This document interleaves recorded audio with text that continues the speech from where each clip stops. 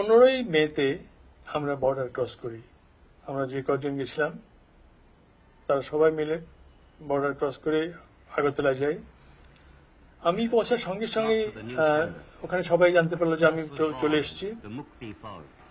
তো সেখানে আমাকে সেই রাত্রেই আমাকে খবর দেওয়া হলো যে জেনারেল কালকাত সিং, ইন্ডিয়ান আর্মির একজন জেনারেল, তার সাথে আমাকে কলকাতায় যেতে হবে পরদিন সকালেই। তা আমি রিফিউজি ক্যাম্পে আমার স্ত্রী আমার ছেলে মেয়েদের দেখে আমি চলে গেলাম কলকাতায়। কলকাতায় গিয়ে প্রথম দেখা হলো জেনারেল ওসমানীর সাথে। কর্নেল ওসমানী তখন ছিলেন উনি। তারপরে মন্ত্রিসভার সাথে দেখা হলো, তাদের সাথে বিস্তারিত আলাপ হলো এবং আমরা যে মুক্তিযুদ্ধে যোগ দিতে এসেছি সেটা তাদেরকে পরিষ্কারভাবেই বললাম এবং তারা খুবই খুশি হলেন। বিশেষ করে